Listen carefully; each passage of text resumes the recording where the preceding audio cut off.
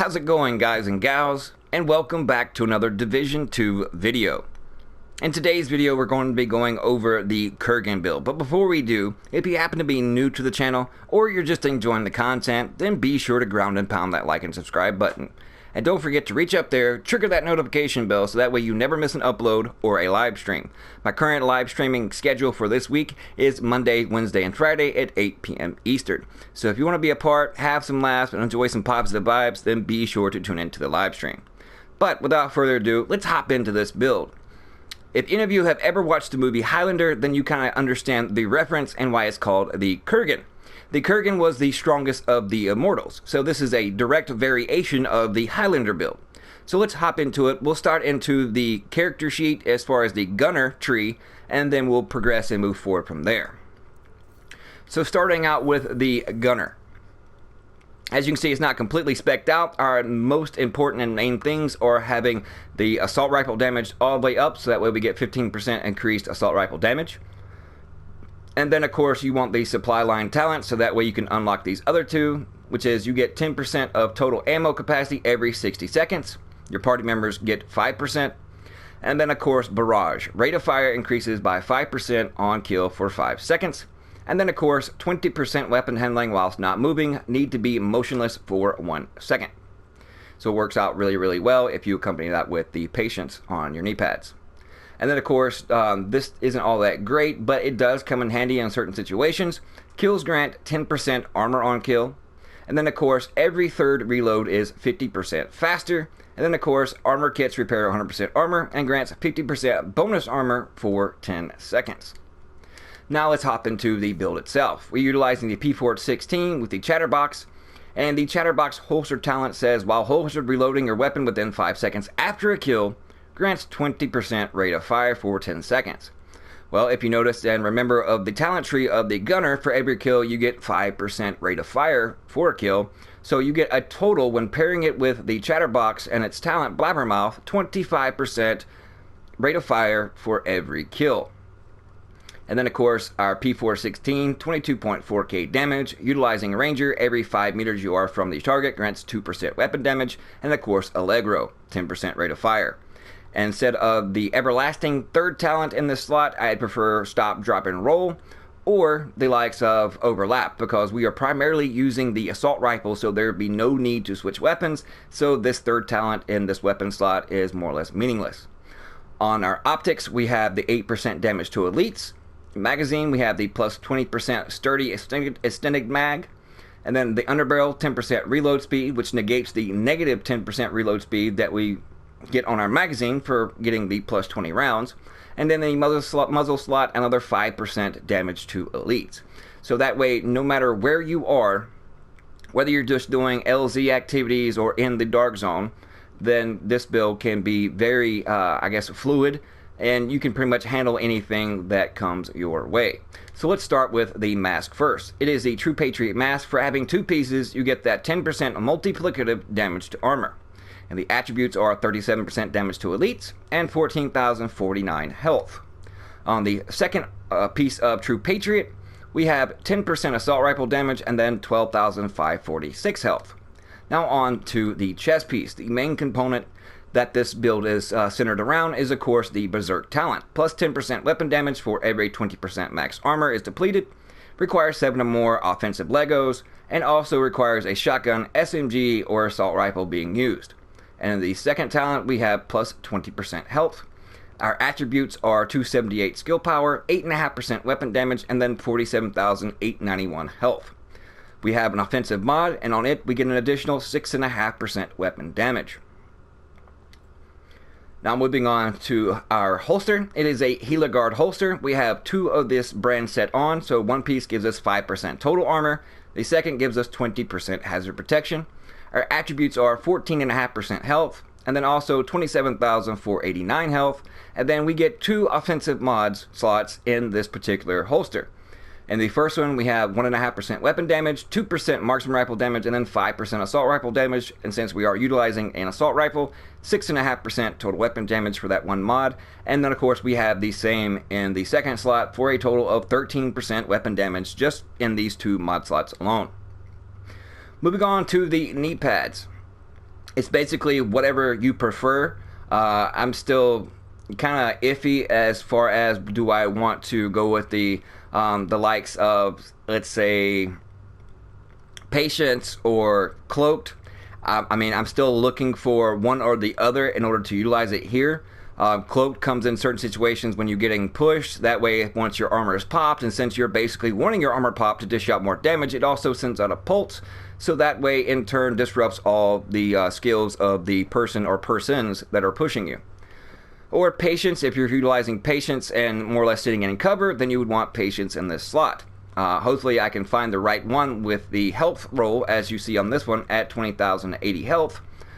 This has been untouched, and if I can't find one soon, then I'll probably go in with the likes of Patience, because I would use Patience a lot more over the Cloaked. But it's good to have an option and have both in your arsenal, so that way you can easily just switch them out when you see fit, and depending on the situation you run into in the Dark Zone. But on Healer Guard knee pads, you also get 2 defensive mod slots, and this one we have 7458 health, 7% health regen, 692 armor regen. In the second slot, we have 6312 health, 10% health regen, and then another 653 armor regen. Now moving on to the backpack. The only thing that I would change on this backpack is if I could have a higher weapons damage roll.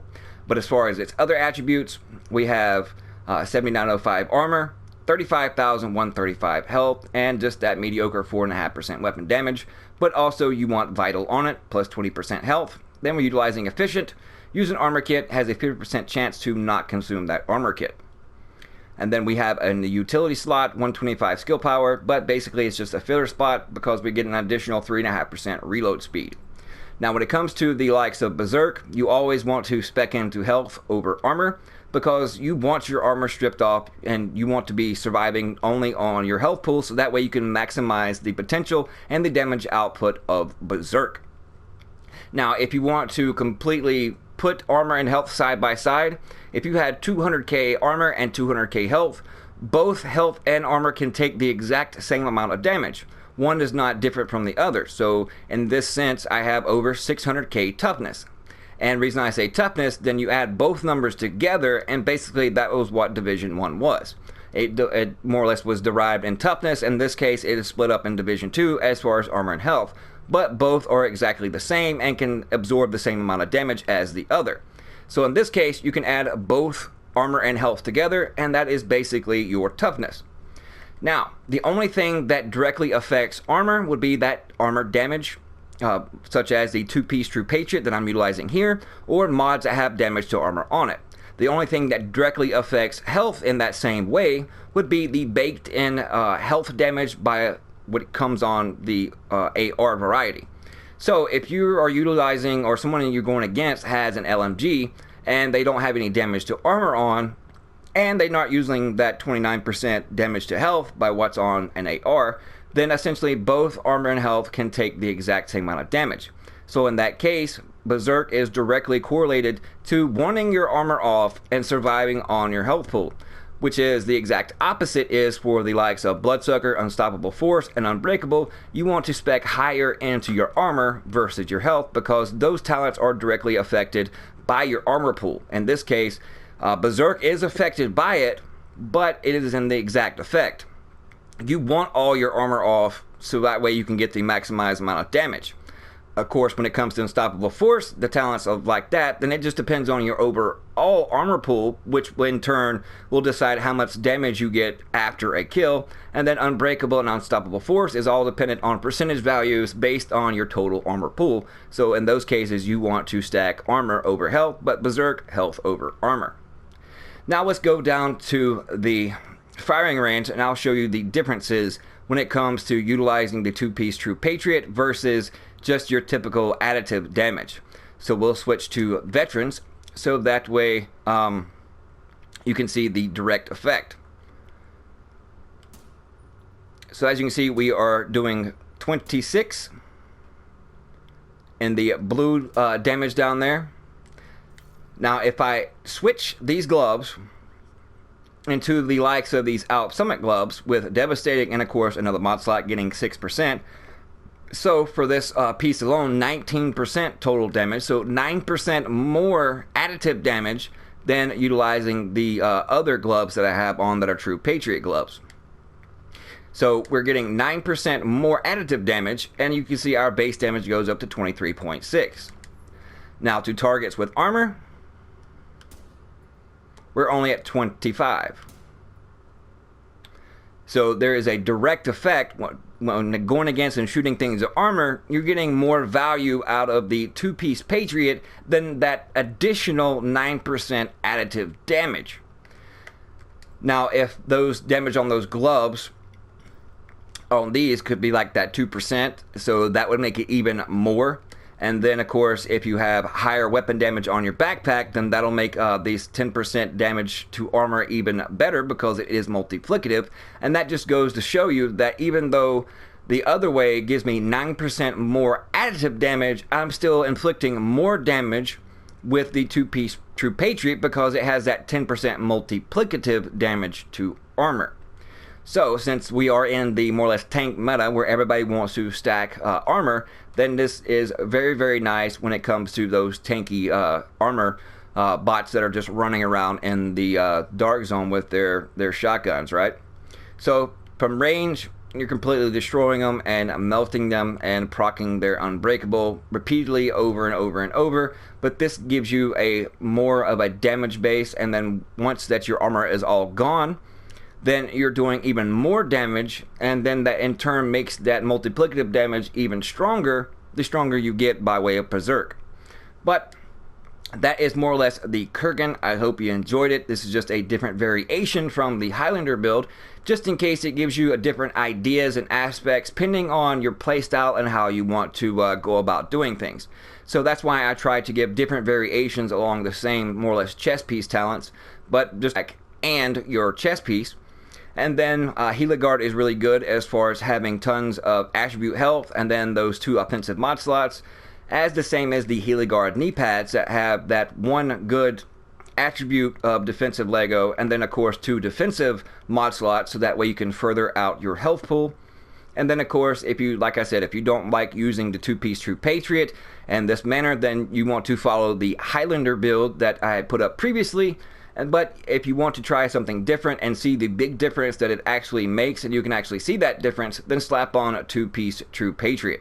But that link for the gameplay is in the description below. Just follow it, and then you'll see some full gameplay of this particular build.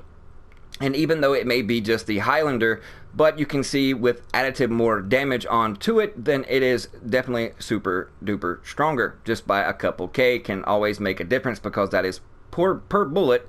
And then of course if you have the 25% rate of fire procced on it, then you can kind of see it just completely destroys and decimates. But thank you guys so much for tuning in. Appreciate all the love and support. I can't thank you guys enough, and we'll see you.